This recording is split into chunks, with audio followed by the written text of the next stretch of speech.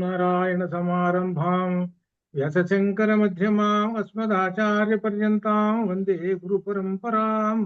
వ్యాసం వసిష్ఠ నప్తారం శక్తే పౌత్రమకల్మషం పరాశరాత్మజం వందే సుఖతాతం తపోనిధిం. వ్యాసాయ విష్ణురూపాయ వ్యాసరూపాయ విష్ణవే నమో వై బ్రహ్మనిధయే వాసిష్ఠాయ నమో నమః. చతుర్వదనో బ్రహ్మ దివాగురపరో హరి అఫాలలోచన శంభు భగవాన్ బాదరాయణః. సశంఖచక్రం సకిరీటకుండలం సపీతవస్త్రం సరసీరుహేక్షణం సహారవక్షస్థలశోభికౌస్తుభం నమామి విష్ణుం శిరసా చతుర్భుజం. వనమాలి గతీశాన్వి సంఘీ చక్రీ చ నందకీ శ్రీమన్నారాయణో విష్ణుః వాసుదేవోభిరక్షతు. ఓం భద్రం కన్నేభిः శృణుయామ దేవాः భద్రం పశ్యేమాక్షభిర్యజత్రాः స్థిరైరంగైర్చుష్టుమాంసస్తనూభిः వ్యసేమ దేవహితం యదాయుः. స్వస్తి న ఇంద్రో వృద్ధశ్రవాः స్వస్తి న పూషో విశ్వే వేదాः స్వస్తి న చాక్షు అరిష్టనేమిः స్వస్తి న బృహస్పతిర్దధాతు. శాంతి శాంతి శాంతి శుభయాతు. యజుర్వేద ఆరణ్యకంలో ఉన్న నారాయణ సూక్తాన్ని అధ్యయనం చేస్తున్నాము. ఈ నారాయణ సూక్తానికి ఇందులో 3 భాగాలుగా ఉంటుంది నారాయణ సూక్తం. మొదటి రెండింటిలోనేమో మొట్టమొదటేమో నారాయణుని యొక్క సగుణ రూపం చెప్పారు. ఆ నారాయణుడి యొక్క అణురూపం అనగా పరమాత్మ ఎంత ఉన్నాడు, అణువంతు ఉన్నాడు. అణువంతు ఉన్నటువంటి ఆ పరమాత్మ మనలో ఉన్నాడు. మనలో అంటే మన హృదయ కోశంలో ఉన్నాడు. మన హృదయ కోశంలో ఉన్నాడు. అదే మనం నీవార శూకవత్కన్వి పీతాభాస్వరూపమా తస్యా శిఖాయ మధ్య పరమాత్మ వ్యవస్థిత అని చెప్పుకుంటూ అది 2వ భాగం. అయితే మొట్టమొదటేమో సగుణ రూపం చెప్పాడు. అచ్యుత కొన్ని నామాలు చెప్పాడు మొట్టమొదటి దాంట్లో, అవి సగుణ రూపం. తర్వాత 2వది మన హృదయంలో హృదయ కోశం ఎక్కడ వితస్యాంతే నాభ్యాం ఉపరితిష్టతి అనగా నాభి దగ్గర నుంచి జాన ఎవరి జాన వాళ్ళు పొడుగు తీసుకొని అక్కడ చుక్క పెట్టుకుంటే అక్కడ అణు మాత్రం అంతా ఉన్నాడు అని చెప్పుకుంటూ వచ్చారు. అది మన లోపల ఉన్నటువంటి ఆ పరమాత్మ. ఇంతవరకు చెప్పుకుంటూ వచ్చి ఏం చెబుతున్నారంటే ఆ లోపల ఉన్నటువంటి ఆ పరమాత్మ ఉన్నాడే, నీలో ఉన్న పరమాత్మని ఆయన దర్శనం చేసుకో. ఆయనని దర్శనం చేసుకుంటే నీకు ముక్తి లభిస్తుంది. ఇది అర్థం. ఆ దర్శనం చేసుకుంటేది ఏమిటో ఇదంతా 3వ భాగం అంటే ఏంది, మంత్రపుష్పంలో వస్తుంది. అది అంటే మంత్రపుష్పం అని అంటే అర్థం ఏంటంటే ఇవి వెంటనే మనం ఈ ఆలయం గుర్తుకొస్తుంటుంది, చేతిలో పుష్పం పెట్టి వాళ్ళు ఏమో మంత్రం చదువుతుంటారు సరిపోతుంది అని అనుకుంటారు. ఇది భౌతికంగా ఇక్కడ ఏంటంటే పుష్పము అనేటువంటి ఒక పదాన్ని తీసుకున్నాడు. ఇక్కడ ఈ పదం తీసుకొని ఈ పుష్పం ఏమిటో సంగతి నేను చెబుతున్నాను. అది ఇక్కడ ఏమిటంటే ప్రధానంగా ఇందులో అర్థం చేసుకోవాల్సింది యోగము.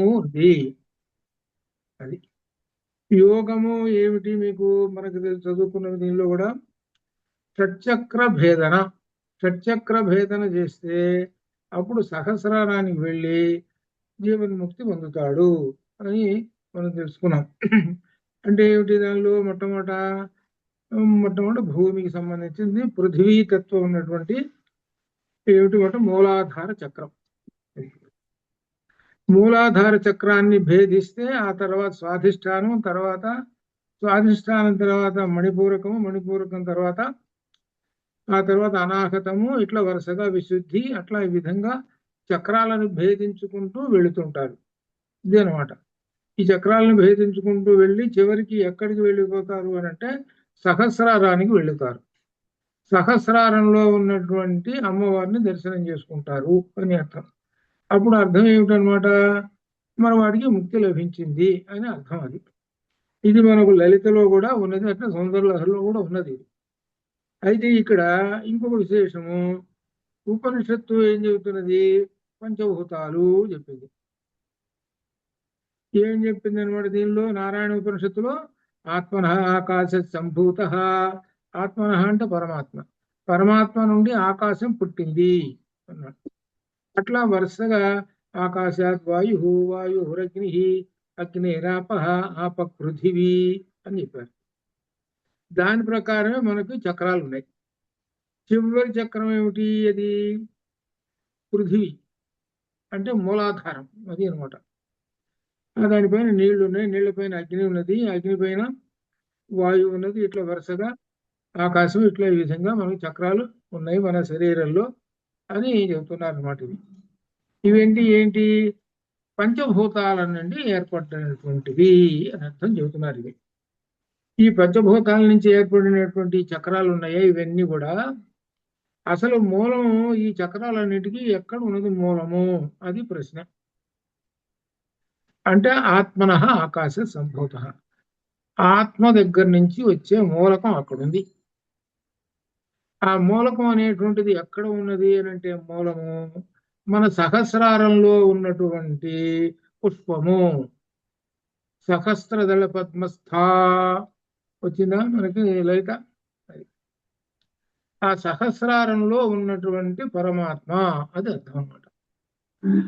ఆ పరమాత్మ దగ్గర నుండి వచ్చినటువంటివి అన్ని పైనుంచి కింద దాకా ఇట్లా వచ్చినవి. కింద ఇక్కడ భూమి చివరిది లాస్ట్. ఈ భూమి దగ్గర నుంచి ఇప్పుడు నీవు ఎక్కడి నుంచి వచ్చావు మూలము తెలుసుకోవాలని అనుకున్నావు. నేను ఎక్కడి నుంచి వచ్చాను అని తెలుసుకోవడానికి అనుకున్నావు. అనుకుంటే ఏం చేస్తావు? ఒక్కొక్క మెట్టు ఎక్కుతావు. మొదటి మెట్టు ఏంటి? మూలాధారం చక్రం మెట్టు ఎక్కావు. ఆ తర్వాత వరుసగా మెట్లు ఎక్కుతూ ఎక్కుతూ ఎక్కుతూ పోయి 7వ మెట్టు అయినటువంటి సహస్రారంలో గడిపినావు. అనగా ఒక్కొక్క మెట్టు అనగా ఒక్కొక్క చక్రాన్ని దాటుతూ వెళ్ళిపోతున్నావు. ఇది అర్థం అనమాట. ఇట్లా అనమాట. ఇది దీని గురించి చెబుతాం. దీని గురించి ఎలా చెబుతున్నాడు అని అంటే, మనలో ఉన్నటువంటి ఏమిటి? సహస్రారము, సహస్రార పద్మము, సహస్రార కమలం అనమాట. ఇది ఈ సహస్రార కమలము ఏమిటి? దీని గురించి మొదటి మంత్రంలో చెబుతున్నాడు. ఈ మొదటి మంత్రంలో చెబుతున్నాడు అనమాట. ఈ మొదటి మంత్రంలో ఏం చెబుతున్నాడంటే, యోపాం పుష్పం వేద పుష్పవాన్ ప్రజావాన్ పశుమాన్ భవతి.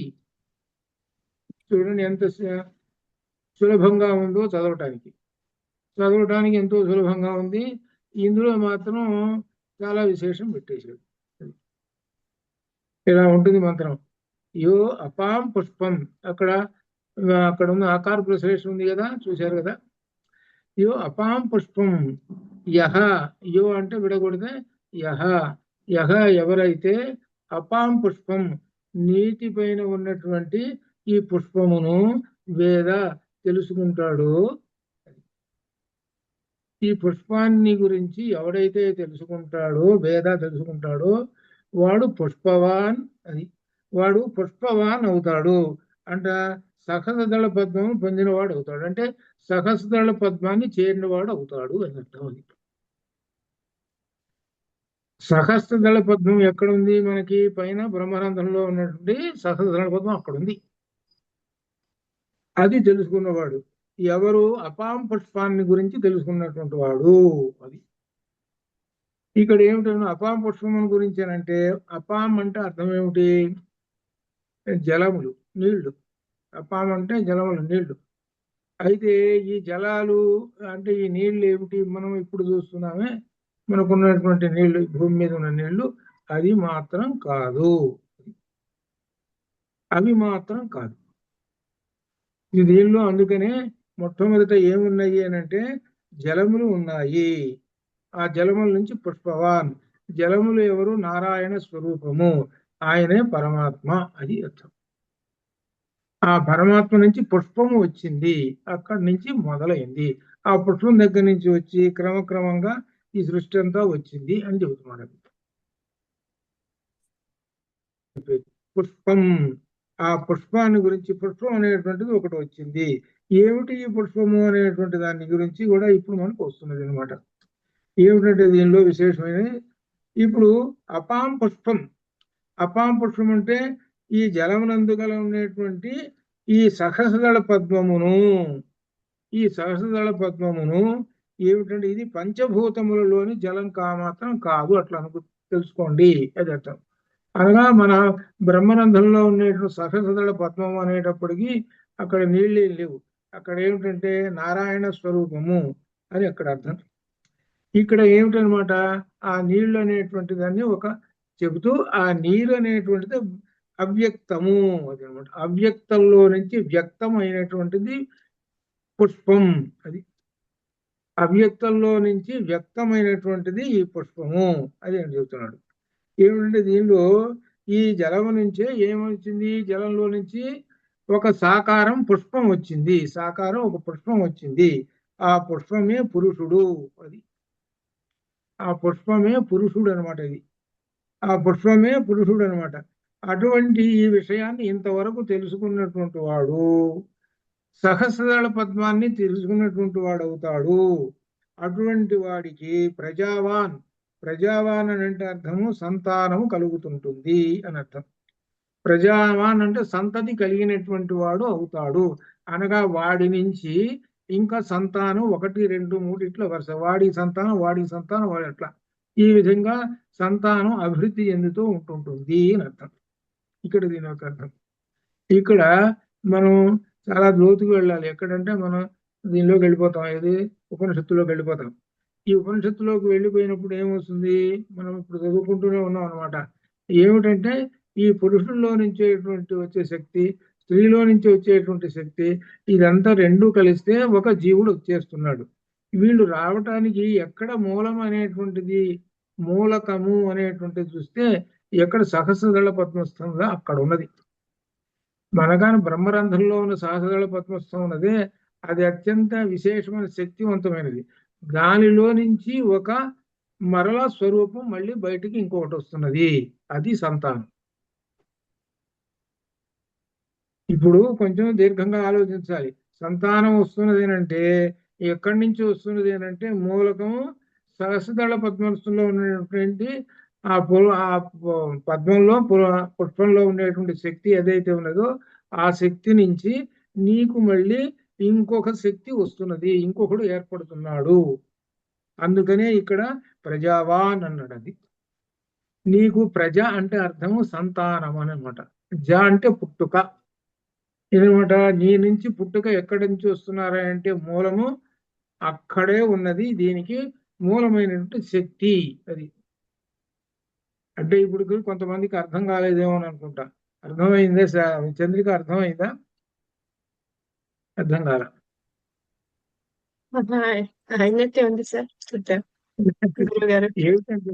ఏమిటంటే మనకు అన్నింటికి కూడా మూలమైనటువంటిది ఏమిటంటే సహస్రారంలో ఉన్నటువంటి ఆత్మ ఉన్నాడు ఇక్కడ. ఈ ఆత్మ అనేటువంటి వాడే అసలు. వీడి దగ్గర నుంచి అన్నీ వస్తుంటాయి అట్లా అనమాట. కాబట్టి వీడి హెడ్ అందరికీ అదే అనమాట. కాబట్టి ఈ ఆత్మ దగ్గర నుంచి మరలా ఇంకొక ఆత్మ వస్తుంది. అందుకనే ఈ పుట్టినప్పుడు బారసాల అంటాడు. ఏమంటే పుత్రుణ్ణి దీని మీద ఇక్కడ చేయబెట్టి మమ అంగాత్ సంగాత్ సంభావసి, అంగాంగముల నుంచి పుట్టావురా ఆత్మ ఆత్మాసి అని చెబుతారు. ఆ మంత్రం చెబుతారు. అది బారసాల అప్పుడు మా మంత్రం చెప్పిస్తారు. అది బ్రహ్మరంధ్రం మీద పెట్టి నా యొక్క అంగాంగములు ఆత్మ నుంచి నువ్వు వచ్చావురా, అది అర్థం. ఆ మంత్రం ఎప్పుడు 11వ రోజు 27వ చేస్తుంటారు కదా, అది అనమాట. దానిలో చెప్పేది ఏంటంటే నా యొక్క ఆత్మ అంగాంగములు మొత్తం నా శరీరం నుంచి మొత్తం వచ్చి కొడ్డావురా, నువ్వు డూప్లికేట్ మళ్ళీ వచ్చావురా అని అర్థం. అది చెబుతున్నాడు. ఇది ఎవరు తెలుసుకుంటారు అంటే నీకు వచ్చినట్టు సంతానం ఎట్లా వచ్చిందో తెలుసుకుంటావో అప్పుడు నువ్వు ప్రజావాన్. అది ఇది తెలుసుకో. ఈ ప్రజ అనేటువంటిది ఎక్కడి నుంచి వస్తున్నది, నీలో ఉండేటువంటి పరమాత్మ నుంచి వస్తున్నదిరా ప్రజ. ప్రజ అంటే సంతానము అని అర్థం అన్నమాట. ఈ సంతానం రావటానికి మూలం అక్కడ ఉన్నాడు, అదే అర్థం. అది అంతేగా మరి అక్కడ ఉన్నటువంటి మెయిన్ అసలైన శక్తి అంతా అక్కడేగా ఉన్నది. అది ప్రజావాన్. తర్వాత పుష్పవాన్, ప్రజావాన్, పుష్పవాన్. పుష్పవాన్ అనేటువంటి దానికి ఇక్కడ దీనిలో ఏం చెబుతాడంటే సహస్రదళ పద్మమును పొందినవాడు, సహస్రదళ పద్మాన్ని చేరినవాడు అవుతాడు, వాడు సంతానం కలిగినటువంటి వాడు అవుతాడు, ఇది అర్థం. ఇక్కడ ఏం చెబుతున్నాడంటే ఈ మంత్రంలో వీడు చేరాడు, అయిపోయింది. వీడు సహస్రదళ పద్మాన్ని చేరాడు. ఈ సహస్రదళ పద్మాన్ని చేరేటప్పుడు వీడి సంతానం కింద భూమి మీద ఉంది. వీడి సంతానం ఉంది, వీడు చేరాడు, అయిపోయింది. అయితే ఈ మంత్రం తర్వాత ఏం చెబుతున్నాడంటే వివరణ ఇస్తాడు. అది ముందు ఏం చెబుతున్నాడు, అసలు విషయం లక్ష్యం అంతా చెప్పేసేసి నీవు ముక్తి పొందావు అని చెప్పడానికి. ఈ ముక్తి పొందావు అని అనటానికి ఈ నారాయణ యొక్క స్వరూపం అనగా జలముల యొక్క స్వరూపము ఇదంతా అర్థం చేసుకున్నవాడు అనగా సహస్రల పద్మాన్ని చేరినటువంటి వాడు అని చెప్తూ చివరికి తర్వాత నుంచి మొదలు పెడతాడు. ఇప్పుడు ఎప్పుడైనా చెప్పేటప్పుడు మన వీటిల్లో ముందు మెయిన్ హెడ్డింగ్ చెబుతాడు. మెయిన్ హెడ్డింగ్ చెప్పి తర్వాత వివరణలు ఇస్తుంటాడు. ఇది మనకు వేదంలోనే ఉన్నది. ఇట్లా అనమాట. అని ఇక్కడ చెబుతూ ఆ పరమాత్మ దగ్గరికి చేరినటువంటి వాడు అవుతావు, ప్రజావాన్ సంతానం పొందిన వాడు అవుతావు, పశుమాన్ భవతి. పశుమాన్ అనగా అర్థం ఏమిటంటే దీనిలో ఇంద్రియములు. ఇక్కడ పశువులు అనే మాటకి అర్థం ఏంటి, ఇక్కడ ఇంద్రియములు. అట్టి ఇంద్రియములపై ఆధిపత్యం గలవాడు అంటే ఇంద్రియాలను జయించిన వాడు అవుతావు, అది అర్థం. అది పశుమాన్ అంటే ఇంద్రియములను జయించినటువంటి వాడు అవుతావు అని అర్థం. పశువులు అంటే అర్థం ఏమిటి, ఇంద్రియములు అని అర్థం అన్నమాట. అర్థం ఏమిటి, పశువు అంటే అర్థం ఏమిటి, పాశం. ఈ పాశము ఆశాపాశం అనేటువంటి కనపడంగానే పరిగెత్తుతుంటాయి ఈ ఇంద్రియాలు. అందుకనే వీటికి పశువులు అని పేరు పెట్టాడు. పశువులకి ఏముంది పని, ఎక్కడ గడ్డి దొరికితే అక్కడ పరిగెత్తుంటాయి.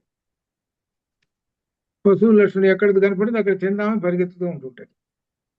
అట్లే మన ఇంద్రియాలు ఏం చేస్తుంటాయి, ఎక్కడ కనపడితే అక్కడ పరిగెత్తుతుంటాయి.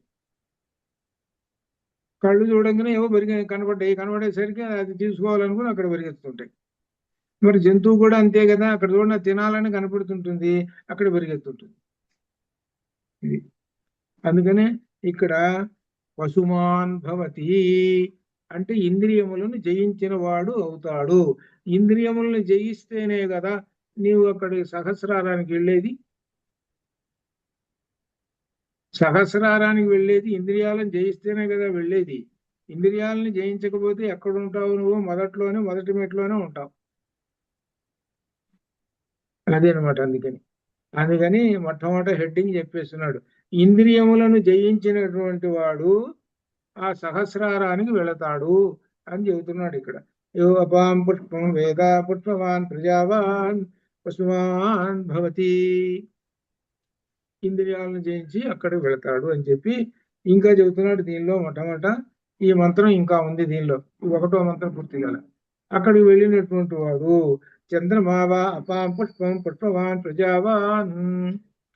ఇక్కడ అసలు మనం బయట ఏం చెబుతుంటామంటే ఈ సాగరాన్ని మధించారు, ఆ మధిస్తే ఆ అమృతం వచ్చింది. ఏంటి మనకి పురాణ కథ ఉంది కదా, ఆ పురాణ కథ అంతా చెప్పుకుంటూ అటు దేవతలు కొట్టుకున్నారు, ఇటు రాక్షసులు కొట్టుకున్నారు, ఓ పెద్ద చేసేసారు. మనకు సినిమా కూడా చూపిస్తుంటాడు. అట్లా ఆ సినిమా చూపించి అక్కడ ఏం చూస్తున్నాడు, నీళ్లల్లో చూపిస్తాడు. ఆ నీళ్లల్లో ఆ మంత్రపర్వతం పడేశారు, అటు ఇటు లాగుతున్నారు అని ఈ విధంగా చెబుతున్నారు. కిందేమో ఎవరున్నారంటే కొండ కింద నారాయణుడు ఉన్నాడు, ఆయనే జలం. అది ఇప్పుడు చెప్పేది, అది నారాయణుడు. అదనమాట. ఇది ఏమిటి, ఇది అర్థం. అది ఈ కథ పూర్వకాలం ఇలా చెబుతుంటే హాయిగా విందుగా వింటుంటుంటారు అనమాట. కానీ దీనిలో ఉన్నటువంటి తత్వం ఏమిటో అది తెలుసుకోండి అని చెప్తున్నారు. ఎక్కడ ఉందయ్యా సముద్రంలో మందరపర్వతం పడేయటం ఇదంతా ఏమిటి అని అంటే ఏమిటంటే మన శరీరమే. అది మన శరీరమే ఇక్కడ విశేషం. ఎట్లా మరి, మందర పర్వతం అంటున్నారు, కవం అంటున్నారు, మరి పాము అంటున్నారు, పాము తీసుకొచ్చి కట్టేసి లాగుతున్నారు, ఈ విధంగా పుడుతున్నాయి అనే విధంగా చెప్పుకుంటూ వచ్చారు. ఇది ఏమిటి దీనిలో విశేషం అంటే ఈ కవం ఏదనమాట, మనకు వెన్నుపూస. కవం వెన్నుపూస. అది ఆ కవం వెన్నుపూస. ఆ వెన్నుపూసకి తాళ్ళు వేసేసారు. ఈ తాళ్ళు ఏమిటి అని అంటే మనకి మూడు తాళ్ళు ఉన్నాయి. 7 తాళ్ళు ఇదిగో ఇటు కుడివైపు ఎడమవైపు ఇలా పింగళ మధ్యలో ఉన్నటువంటి అదే సుషుమ్నా నాడి. ఇవన్నీ వేసి ఎక్కడ లాగుతూ ఉన్నారయ్యా అంటే ఆ లోపల లాగుతూ ఉన్నారు. ఎవరు లాగుతున్నారు అనేటువంటిది. ఎవరు లాగుతున్నారు? దేవతలు లాగుతున్నారు. అటువైపు రాక్షసులు పట్టుకున్నారు. రాక్షసులు అంటే ఇక్కడ అర్థం గట్టిగా పట్టుదల అని అర్థం. అది రాక్షసుడు దృఢంగా పట్టుకుంటాడు. వాళ్ళు మన కథలో కూడా ఎట్లా చెప్పారంటే రాక్షసులతో తలకాయ వైపు పట్టుకున్నట్టు. మన కథలో కూడా దాని అక్కడ వస్తుంది. దేవతలు తెలివి వాళ్ళు తోక వైపు పట్టుకున్నట్టు. అర్థం కదా? అంటే దృఢ ప్రయత్నంతో చేసేటువంటి రాక్షసుడు వాడు. గట్టిగా అంటే ఏందని అర్థం? గట్టి మోటు పని చేయడానికి వాడు బాగా, అంటే మోటు పని చేస్తున్నాడు వాడు రాక్షసుడు అని అర్థం. అది వీడు మోటు పని చేస్తాడు రా, అర్థం కాదా? ఈ బస్తాలు వీపు నేసుకొని మోస్తూ పోతుంటాడు వాడు రాక్షసుడు. ఓ బస్తా నెత్తి మీద పెట్టుకొని మోసుకుంటూ పోతుంటాడు వాడు రాక్షసుడు. అదే బాగా సున్నితమైనటువంటి వాడిని పెట్టుకొని అరే ఇది మోసుకుపోరా అని అంటే వాడు ఏం చేస్తాడంటే ఎందుకంటే మోసుకుపోవటం, హాయిగా ఒక బండి వస్తుంది దాని మీద వేసేస్తే వెళ్ళిపోతుందండి అంటాడు. అది తప్పించుకుంటాడు. వీడేం చేస్తాడు నేను నెత్తి మీద మోసుకుపోతానంటే అని అంటాడు. ఇది తేడా వాడికి వీడికి తేడా. అది వాడికేమో సహజంగా రాక్షసత్వం ఉంది వాడికి, వీడికేమో దైవత్వం ఉంది. అది ఈ రెండు ఇక్కడ మనలో ఉన్నాయన్నమాట.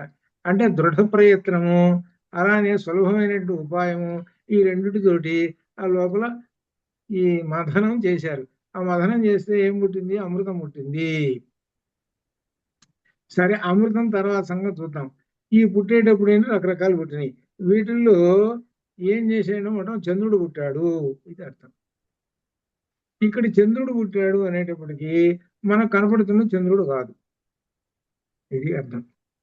ఇక్కడ చెప్పే జలములు మనకు కనపడే జలాలు, మనకు కనపడే చంద్రుడు కాదు.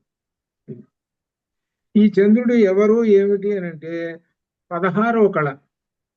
మనం దీని లలితలో చెప్పుకున్నాం కదా, 16వ కళ అమ్మవారి 16వ కళ. అమ్మవారి శిరస్సు మీద ఉంటుంది 16వ కళ. ఆ 16వ కళ పేరు ఏం చెప్పుకున్నాము? నిత్య అని చెప్పుకున్నాం. నిత్య అనేటువంటి 16వ కళ. నిత్య అనేటువంటి 16వ కళ. ఆ 16వ కళ ఏమిటంటే నిత్య అంటే శాశ్వతమైనటువంటిది, పరమాత్మ స్వరూపము అని అర్థం. ఈ చంద్రుడు పుట్టాడు. ఈ చంద్రుడు పుట్టినప్పుడు ఈ విశేషం ఏం చెబుతున్నాడంటే ఈ విషయం తెలుసు అనగా నీ సహస్రారంలో చంద్రబింబము ఉన్నది. అది అర్థం. ఆ చంద్రబింబం ఏమిటి అంటే అమృత కిరణుడు. ఇది అర్థం.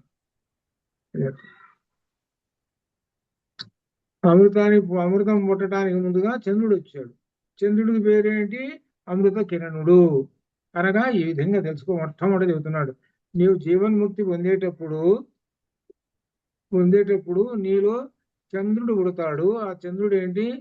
చంద్రకిరణాలు ఉన్నటువంటి వాడు. ఆ చంద్రకిరణములు ఉన్నటువంటి ఆ చంద్రుడి నుంచి ఆ కిరణములు అన్నీ కూడా ఏది అమృత కిరణాలు నీ శరీరం అంతా వ్యాపించి నీవు బ్రహ్మ సాక్షాత్కారం లేక జీవన్ముక్తి పొందుతావు అని మెయిన్ హెడ్డింగ్ చెబుతున్నాడు. అది ఈ మంత్రపుష్పం చెప్పడానికి మెయిన్ హెడ్డింగ్ చెప్పాడు. ఈ హెడ్డింగ్ ఎందుకు చెప్పాడు? తర్వాత వివరణ ఇస్తాడు. మరి ఏమిటంటే అది ఎట్లా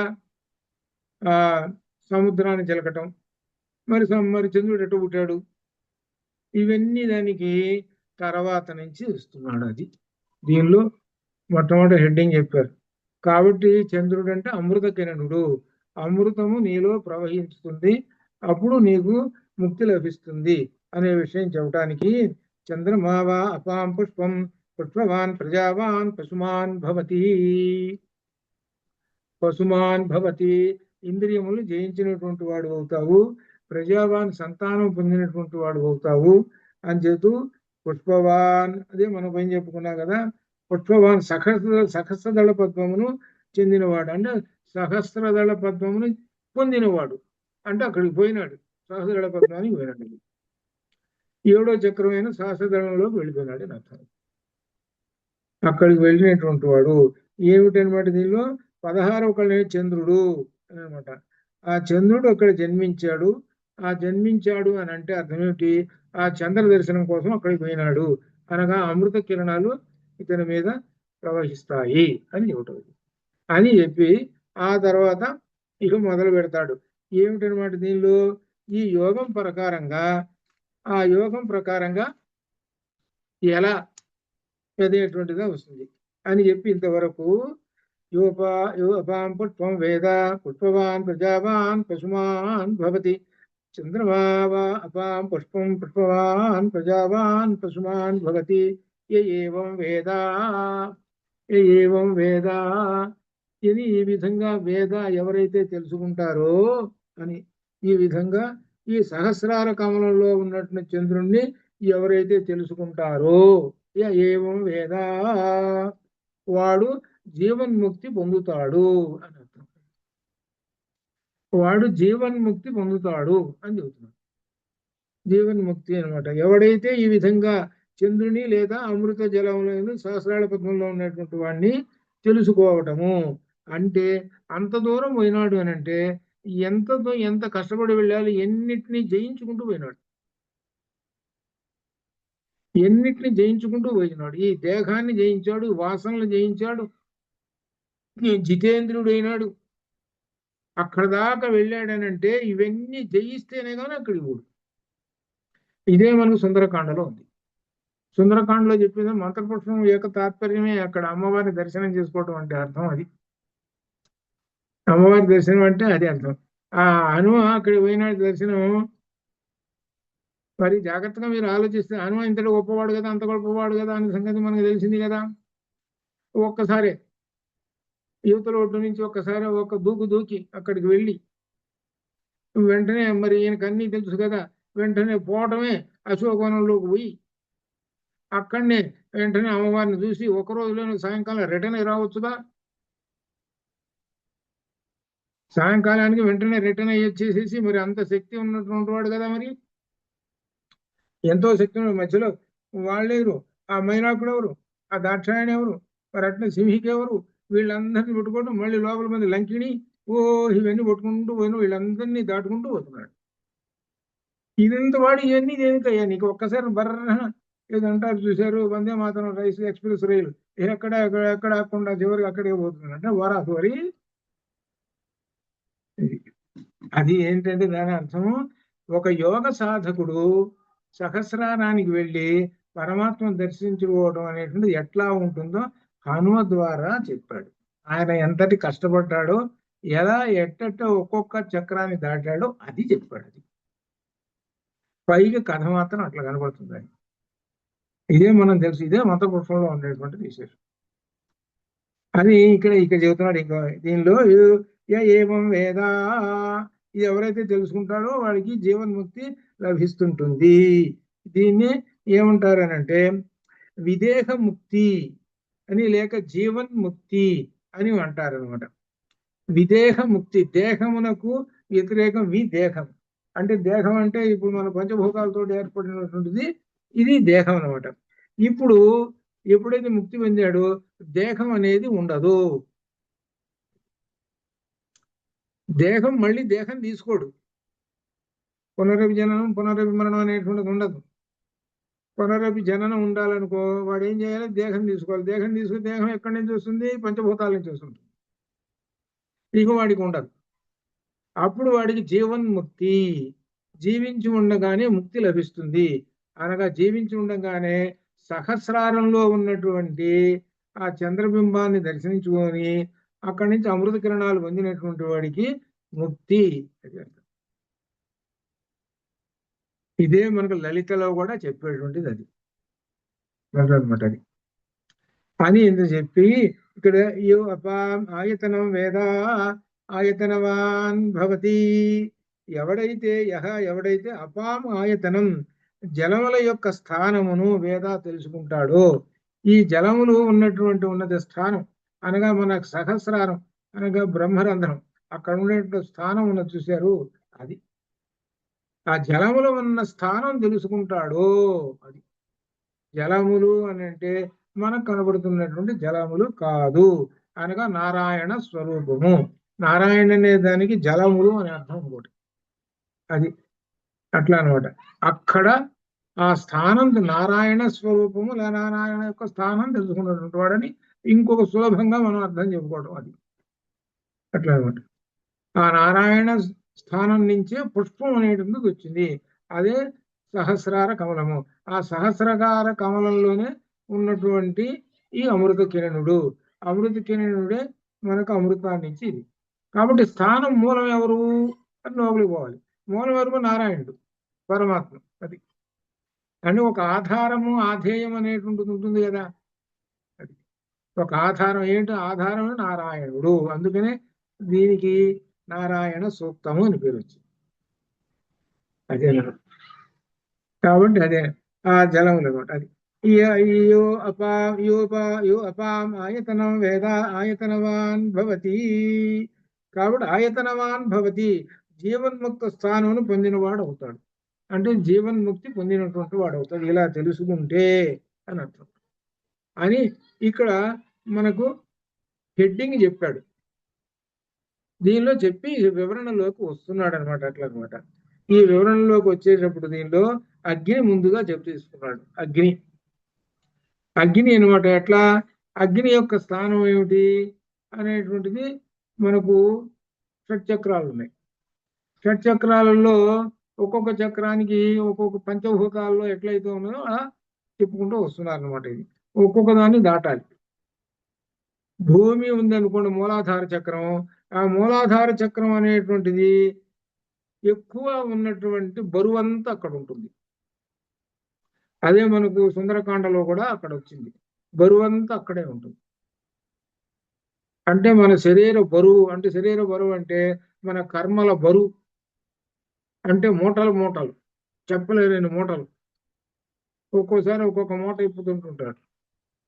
అట్లా అనమాట. అవి అనుభవించడం మంచో చెడో ఏదో ఒకటి. వీటినన్నిటినీ జయించటము, మూలాధార చక్రాన్ని జయించాలి. మూలాధార చక్రాన్ని జయిస్తేనే కానీ పైకి. అదే మనకు సుందరకాండలో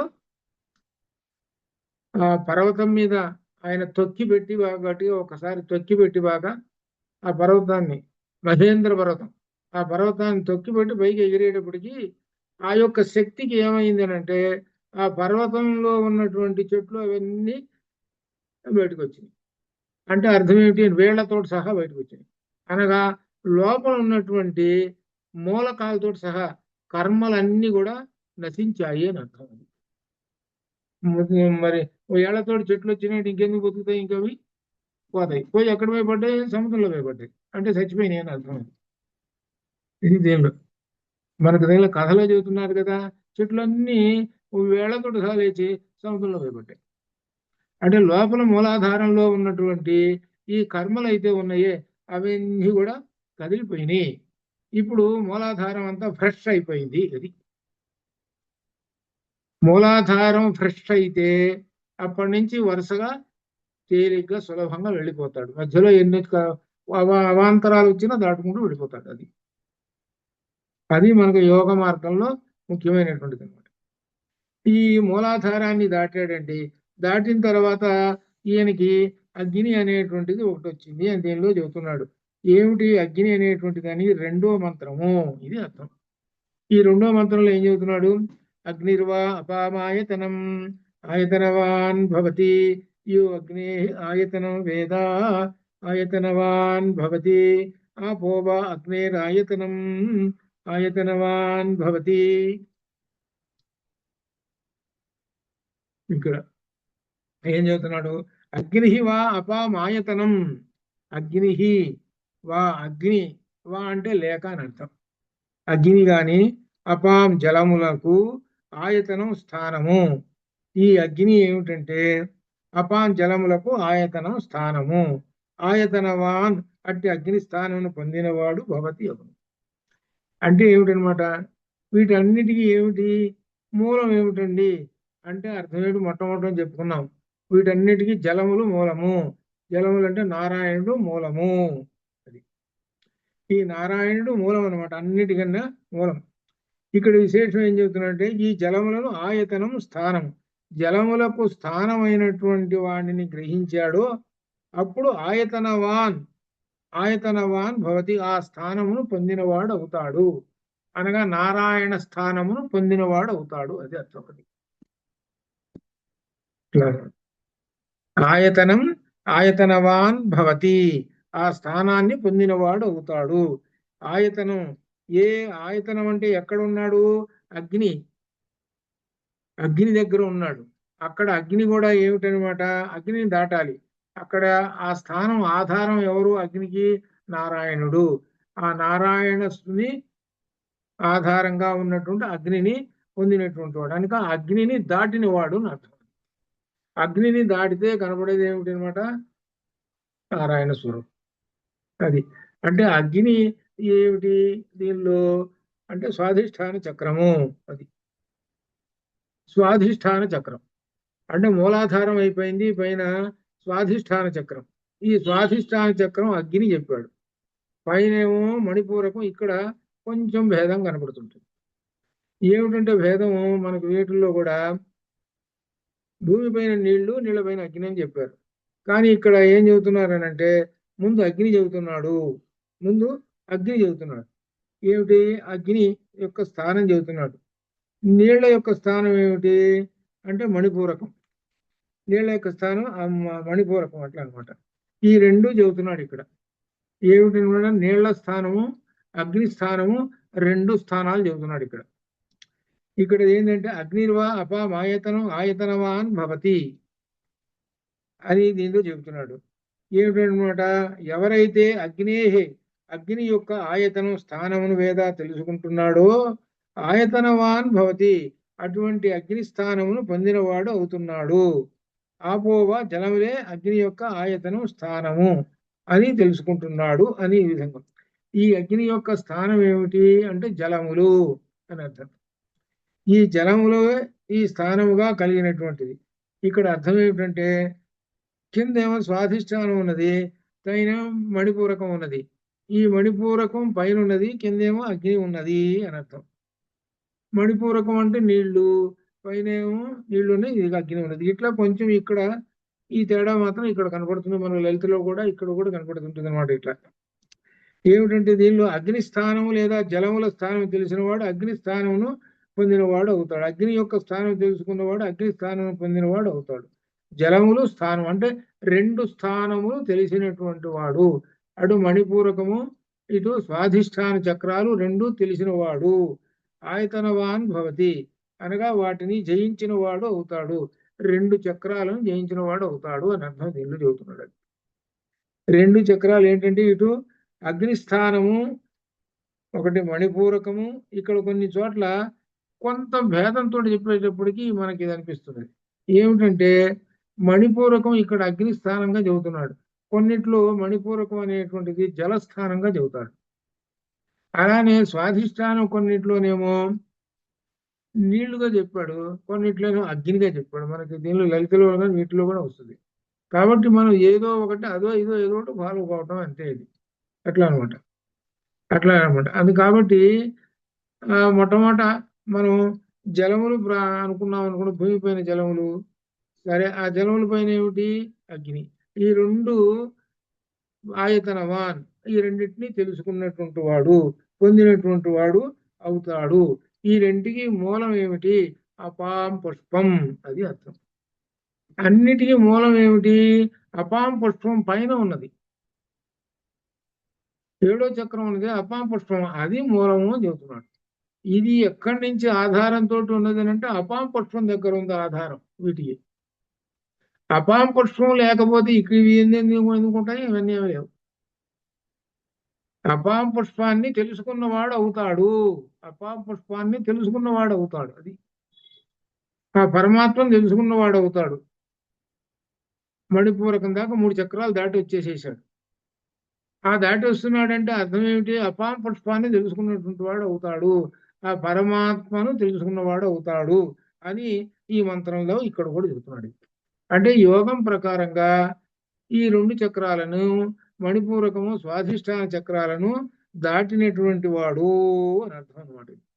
ఇది ఎందుకు చెబుతున్నాడు అంటే మొట్టమొదటి చెప్పాడుగా, ఎవరైతే ఆ సహస్రారంలో ఉన్నటువంటి చంద్రబింబాన్ని అనుభవిస్తుంటాడో వాడు జీవన్ముక్తి అని చెప్పాడు. ఆ చంద్రబింబం దగ్గరికి పోతున్నాడు వీడు. ఆ పోవడానికి ఇదో మొదలైంది. ఇది ఇప్పుడు వివరణ అనమాట. చంద్రబింబం దగ్గరికి పోతున్నాడు. చంద్రబింబం దగ్గరికి పోవాలంటే ఏంటి? ఇక్కడ 2 చక్రాలని దాటేశాడు. అది అంటే ఏంటి? మనకి ఈ మంత్రం వినపడుతూ ఉన్నదంటే అర్థం ఏంటంటే వరుసగా మనకి మనం ఏంటి ఎందుకు చెబుతున్నాడు అని అంటే నీ హృదయ కోశంలో అణువు అంత పరమాత్మ ఉన్నాడు కదా, మరి ఆ పరమాత్మను దర్శించుకోవాలి కదా, కాబట్టి ఎలా దర్శించుకోవాలో నేను చెబుతున్నాను అని అర్థం. ఆ షట్చక్ర భేదం చేసుకొని ఈ విధంగా చెబుతున్నాడు అన్నమాట ఇట్లా. అని చెబుతుంటే దీనిలో అగ్నిస్థానం అణుపూర్వకం ఈ విధంగా అక్కడ దాకా దాటి వెళ్ళాడు అనమాట. ఇది ఇక్కడ ఒక విశేషమైనటువంటి కథ ఒకటి వస్తుంది. ఏమిటంటే మనకి భాగవతం ఒకటి, రామాయణం ఒకటి వస్తుంది. భాగవతం ఒకటి, రామాయణం ఒకటి. మన వాళ్ళు పూర్వకాలం ఇలా భావించుకున్నారట. ఇది ఇది ఏమిటి, ఎట్లా దీనికి పోలిక అనేటువంటి దాన్ని చెబుతున్నారు. వాల్మీకి వ్యాసుడు, వాల్మీకి ఏమో రామాయణంలో, వ్యాసుడేమో భాగవతంలో. ఇక ఏమిటి దీనిలో విశేషమైనటువంటిది, ఆరోహణ క్రమము. ఆరోహణం అంటే ఎక్కటం, కింద నుంచి పైకి ఎక్కటం. అంటే కింద నుంచి పైకి అంటే ఎక్కడ సహస్రారంలో ఉన్న ఆ చంద్రబింబాన్ని పట్టుకోవటం కోసం పోవటం. అక్కడికి పోయినాడనంటే జీవన్ముక్తి పొందాడు అని అర్థం. ఇది ఆరోహణము, ఇది అర్థం. ఈ ఆరోహణం అనేటువంటిది ఎలా ఉన్నది దీనిలో, ఈ కథాపరంగా దీనిలో చెబుతున్నాడు అనమాట. ఆరోహణ పరంగా ఎలా ఉన్నది అని అంటే ఇక్కడ విశేషం చూడండి.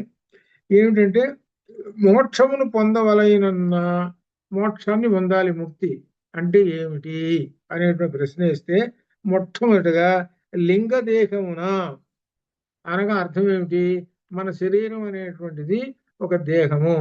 ఇది ఏంటి, పురుష దేహము లేక స్త్రీ దేహము, ఇట్లా ఈ విధంగా రకరకాల దేహాలు. ఇటువంటి దేహమును పృథివీ ఆత్మకత్వంబున ఘ్రాణంబున ఇక వరుసగా చెబుతున్నాడు. ఈ శరీరం ఎట్లా ఏర్పడ్డది అంటే పంచభూతాలు. పంచభూతాల్లో ఏంటి, భూమి, ఇట్లా వరుసగా ఉన్నాయి పంచభూతాలు. ఈ పంచభూతాలకి భూమికి ఏమో మనకి జ్ఞానేంద్రియాల్లో ఏమొచ్చింది, నాసిక. అదే చెబుతున్నాడు. ఏమిటనమాట, ఘ్రాణంబున గంధంబు. ఇది మనకి వాసన చూస్తాం, నాసిక. ఇది ఏమిటి, దీని తత్వం అంటే భూమి తత్వము, అది అర్థం. నాసిక భూమి తత్వం అనమాట. తర్వాత రసనేంద్రియము జలము. రసన అంటే నాలుక. ఈ నాలుక అనేటువంటిది జలము రసనంగా మారింది. పంచభూతాలు ఒక్కొక్కటి ఎట్లా మారినాయి చదువుతున్నారు. జలమేమో మనకు పంచభూతాలు వరుసగా చెప్పుకుంటూ వస్తుంది. దానిలో ఆ జలం అనేటువంటిది నాలుగుగా మారింది. ఆ తర్వాత అగ్ని ఉంది, తేజ. తేజ అంటే అగ్ని. అగ్ని ఏ విధంగా మారింది అంటే రూపకత్వమును దర్శనము. అంటే కళ్ళు ఏం చేస్తుంటుంది, ఒక రూపాన్ని చూస్తూ ఉంటుంటాయి. కనుక అగ్ని ఏమో కళ్ళుగా మారింది, ఇట్లా అనమాట ఇది. ఆ తర్వాత ఇంకొకటి ఏంటంటే రసమైన తర్వాత అగ్నితత్వములు. తర్వాత సమీరణం అంటే వాయువు ఏమో చర్మం. మన శరీరం ఆపాదమస్తకం అంతా చర్మం కదా ఉంది. ఈ చర్మం ఎక్కడ పట్టుకున్నా సరే స్పర్శ తెలిసిపోతుంది, వెంటనే స్పర్శ తెలుస్తుంటుంది అనమాట, దేహంబును స్పర్శంబును. ఇకపోతే గగనాత్మకత్వంబును శ్రవణంబును. ఇక్కడ ఏమిటి, ఆకాశం ఉంది కదా ఐదోది మనకు చెవులు అయిపోయింది. ఐదో చెవులు మనకి తర్క సంగ్రహంలో కూడా వచ్చింది. ఇది ఒకసారి తర్క సంగ్రహం ఒకసారి కనుక రెఫర్ చేసుకుంటే తెలుస్తుంది. మనం చెప్పుకున్న తర్క సంగ్రహం. ఆకాశమేమో చెవులయ్యి. ఎట్లా అయినాయి అని అంటే చెవులు ఇవి, ఆకాశతత్వం ఏమిటి, శబ్దగ్రహణం. శబ్దాన్ని పట్టుకుండేది ఆకాశము. అది ఆకాశం వల్ల శబ్దగ్రహణం. ఆ లక్షణం మనకు ఉన్నటువంటి ఇంద్రియాలలో చెవులకు ఉన్నది. చెవులు శబ్దాన్ని పట్టుకుంటాయి. కాబట్టి ఇప్పుడు పంచభూతములు మన శరీరం పంచభూతాలతోటి ఏర్పడ్డది, ఇది అర్థం. ఇది చివరికి పంచభూతాలతోటి మన శరీరం ఏర్పడ్డది, ఆ శబ్దం. ఈ తర్వాత భూత సూక్ష్మేంద్రియ లయస్థానమై ఇంకా దానికి తోడు ఇంకా ఉన్నాయండి. అవే కాకుండా ఏమిటంటే అన్నిటికన్నా ప్రధానమైనటువంటిది అహంకారము. సూక్ష్మ ఇంద్రియ లయస్థానమై అహంకారావరణమును సంప్రాప్తమునై ఉంటుంటాయి. అహంకారం లేకపోతే ఇదంతా మనలో ఉండదు. అహంకారంతో ఉంటుంది అనమాట. ఇందు అహంకారం ఎట్లా ఉంటుందంటే మనోమయంబును దేవమయంబును సాత్విక అహంకారం రకరకాలు. అహంకారంలో మనకు భగవద్గీతలో వచ్చింది కదా, సాత్విక అహంకారం, రజోగుణ అహంకారం, ఇట్లా అహంకారాలు వచ్చినాయి. ఇట్లా కొంతమంది బాగా మహాపండితుడు కానీ ఆయనకి అహంకారం. ఏం అహంకారం అంటే సాత్విక అహంకారం. సాత్విక అహంకారం నేనంటే ఎంత మనగాడిని, ఎంత నన్నే అనుమానిస్తారా, నన్ను అవ్వచ్చు ఇవ్వచ్చు ఈ విధంగా ఉండేటువంటి వాళ్ళు ఉంటుంటారు. అది సాత్విక అహంకారం. ఇట్లా రకరకాలు అనమాట దానిలో. సరే, ఇటువంటివన్నీ ఉన్నాయండి. కాబట్టి ఇవన్నీ ఏంటి, దీంతో గుణత్రయంబును, ఇంకా ఈ శరీరానికి ఇంకేమున్నాయి అంటే 3 గుణాలు కూడా ఉన్నాయి. ఏమిటి, సత్వగుణము, రజోగుణము, తమో గుణం, 3 గుణాలు లోపల సూక్ష్మదేహంలో ఉన్నాయి మనకి. సత్వ రజ తమో గుణాలు 3 ఉన్నాయి. ఈ 3 తోటి కూడా ఈ శరీరం ఉన్నది. చూడండి ఎంతటిది ఇక్కడి నుంచి తీసుకొస్తున్నాడు, పంచభూతాల దగ్గర నుంచి తీసుకొస్తున్నాడు. పంచభూతాలు శరీరానికి ఉన్నాయి, త్రిగుణాలు శరీరానికి ఉన్నాయి. ఇవన్నీ ఉన్నాయండి, ఇవన్నీ శరీరం అండి అని చెబుతున్నాడు. ఇటువంటి శరీరాన్ని గురించి చెప్పి గుణత్రయములైన శ్రమ చేసి అది ఇటువంటి వాటిని ప్రధానంబునుంది, ప్రధానాత్మకత్వం దేహంబును, ఉపాధి పరంపరావస్థానంబును, ప్రకృతి వాసి ఆనందమయుడు. ఇవన్నీ వదిలేసేయాలి. వదిలేసినప్పుడే ఆనంద స్వరూపానికి పోతాడు. ఇవన్నీ ఎట్లా వదిలేసేయాలి, అది ఇంద్రియాలు ఉన్నాయి, ఇంద్రియాలను వదిలేసేయాలి అంటే జితేంద్రియుడు కావాలి. ఈ శరీరం ఉన్నది, ఈ శరీరం అంతా జయించాలి. పృథ్వీతత్వము ఇలా మొత్తం పంచభూతాలతో ఉన్నటువంటిది కదా, ఇదంతా జయించాలి. ఇదంతా జయిస్తే చివరికి ఏమవుతుంది, ఈ శరీరం అంతా శూన్యం అయిపోతుంది. ఇదే భండాసుర వధ మనం చెప్పుకుంది. అది ఈ శరీరంలో మొత్తం ఏమీ లేవు, త్రిగుణాలు లేవు, ఏమీ లేవు. ఇవన్నీ మొత్తం శూన్యం అయిపోయింది. శూన్యం అయిపోయేటప్పటికి అప్పుడు ఆ పరమాత్మ తత్వం. ఇదంతా శూన్యం కావటం అంటే షట్చక్ర భేదన, ఇది అర్థం. అనగా ఒక్కొక్క చక్రాన్ని భేదిస్తున్నాడు అంటే జయిస్తున్నాడు అని అర్థం. మూలాధారాన్ని జయించాడు అని అంటే భూమిని జయించాడు అని అర్థం. మూలాధారాన్ని జయించాడంటే భూమిని జయించాడు. అట్లా ఒక్కొక్కటి ఒక్కొక్క ఇంద్రియాన్ని జయించుకుంటూ పోతాడు, అప్పుడు జితేంద్రియుడు. ఇది అలా అయితేనే అనమాట అని ఈ విధంగా చెబుతూ ఉన్నారు. ఏది, భాగవతం చెప్పింది. ఇది భాగవతంలో ఉన్నటువంటి ద్వితీయ స్కంధంలో ఉన్నటువంటి విశేషం అనమాట. ఇది భాగవతంలో ఉన్నది. ఇట్లా ఈ విషయాన్ని రామాయణానికి కూడా అన్వయించారు. రామాయణం కథ అంతా మనకి తెలిసినటువంటిది. దానిలో ఎట్లా వర్ణించారనంటే, దీనిలో రామచంద్రమూర్తి అరణ్యాలకు వెళ్ళాడండి.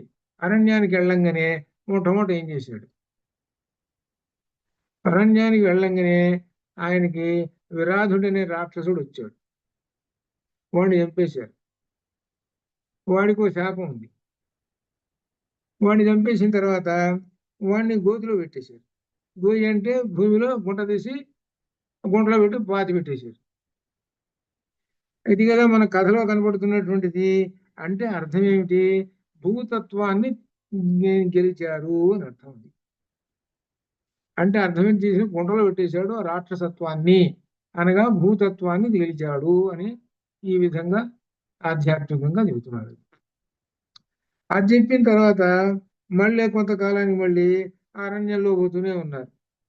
పోతుండే కబంధుడు వచ్చాడు. కబంధుడు, కబంధుడు అంటే అర్థం ఏమిటి, క అంటే 2 అర్థాలు. ఒకటి బ్రహ్మ అంటే పరబ్రహ్మ స్వరూపం, ఇంకొక అర్థం అంటే జలం, నీళ్లు. అది అర్థం అనమాట. క అంటే 2 అర్థాలు. ఇక్కడ 2 అర్థాలు తీసుకోవాలన్నమాట. ఈ 2 అర్థాల్లో క అంటే పరబ్రహ్మ అర్థాన్ని పక్కన పెట్టేసేసి ఇక్కడ తీసుకోవాల్సింది కబంధుణ్ణి సంహరించారు. కా అంటే జలములచే బంధింపబడినటువంటి వాడు. ఆ చక్రం ఏమిటి, జల చక్రం ఏమిటి అనేటువంటి మణిపూరక చక్రం, మణిపూర చక్రాన్ని జయించారు అన్నట్టు. ఇది రామాయణం పరంగా యోగ పరంగా చెప్పుకునేటువంటి అర్థము. ఇది అర్థం అంటే ఏంటంటే ఒక సాధకుడు ఈ విధంగా, అంటే రామలక్ష్మణుడు అనేవాళ్ళు సాధకులు అనుకుందాం, వాళ్ళు ఈ విధంగా వెళ్ళిపోతున్నారని ఉంది. అక్కడ ఎవరిని జయించేశారు, కబంధుడిని జయించేసేశారు. అనగా జలాల్ని జయించేసేసాను, జలతత్వాన్ని తెలిసేసాను. బుద్ధితత్వం, జలతత్వం ఈ విధంగా జయించిన తర్వాత ఆ తర్వాత అగ్నితత్వం వస్తుంది. అగ్నితత్వాన్ని చెంద ఇది పొందాలి అంటే అగ్నితత్వాన్ని కూడా జయించాలి అని అర్థం అనమాట. అగ్ని ఏమిటి, దాని తర్వాత కూడా వస్తూనే ఉంటారు. అగ్ని దగ్ధం చేశారు. ఎవరిని అంటే కబంధుణ్ణి. ఇది కబంధు, అక్కడ 2 చక్రాలు వస్తున్నాయి. కబంధుడు అంటే జలము ఒకటి, మణిపూరకము. ఆ కబంధుణ్ణి తీసుకొచ్చి వాణ్ణి తగలబెట్టారు అంటే అగ్నితత్వం. అంటే 2 చక్రాలు వచ్చినాయి, అది 3 చక్రాలు వచ్చినాయి.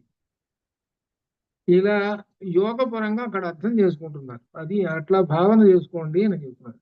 ఇలా భావన చేసుకొని రామాయణ పరంగా అర్థం చెప్పుకున్నటువంటి వాళ్ళు ఉన్నారు అని ఇందులో ఇంకా మిగిలిన ఇవ్వలేదు, కానీ మనం ఊహించుకోవడం అది. కానీ రామాయణ పరమైన అర్థం కన్నా భాగవత పరంగా చక్కగా చెప్పినటువంటి అర్థం.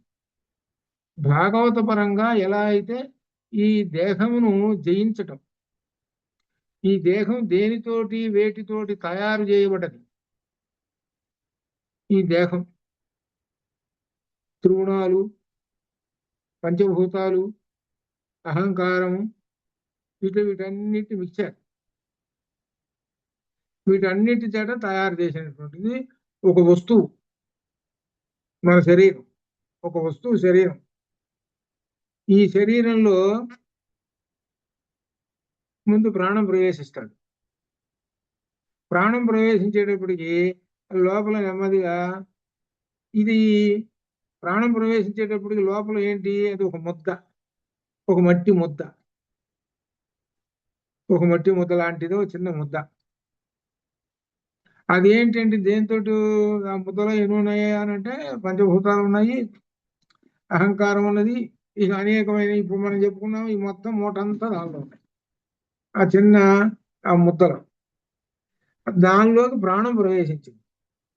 ప్రాణం ప్రవేశించేటప్పటికి అప్పుడు మనకు తెలిసిపోయింది సెకండ్ మంత్ అని తెలిసిపోయింది. ఆ తెలిసిపోయిన తర్వాత క్రమక్రమంగా ఈ ఇంద్రియాలకు సంబంధించినటువంటి లోపల పంచభూతాలు ఉన్నాయి కదా. పంచభూతాలు ఏమిటి అంటే ఈ భూమి ఉంది అనుకోండి, నాసిక, ఇట్లా ఈ విధంగా చెప్పుకుంటూ వచ్చినాం కదా. అవి నెమ్మదిగా అత్యంత సూక్ష్మంగా నెమ్మదిగా వృద్ధి పొందుతూ ఉంటుంటాయి. ఆ వృద్ధి పొందుతూ ఉండి 7వ నెల వచ్చేటప్పటికల్లా పరమాత్మ ప్రవేశించాడు. అది ఇట్లా ఒకటి. ఆ పరమాత్మ ప్రవేశించినటువంటి బ్రహ్మరంధ్రంలోంచి కరంధ్రం అంటారు. బ్రహ్మరంధ్రాన్ని కరంధ్రం. కా అంటే అర్థం ఏమిటి, బ్రహ్మ రంధ్రం, బ్రహ్మరంధ్రం. ఇప్పుడు మనకు దీనిలో వస్తుంది, దీనిలోనంటే శంకర విజయంలో వస్తుంది. అది అనమాట. అక్కడ ప్రవేశిస్తాడు. ప్రవేశించాడండి లోపల. సరే అయిపోయింది, లోపల వచ్చేసాడు వీడు జీవుడు. ఇప్పుడు ఏమంటున్నాడు అనంటే, నీవు ఎక్కడి నుంచి వచ్చావు, మూలం ఎక్కడి నుంచి ఉంది, ఆ బ్రహ్మరంధ్రంలో ఉండే సహస్రార కమలం ఉంది, ఆ సహస్రార కమలంలో కూర్చున్నాను రా నేను.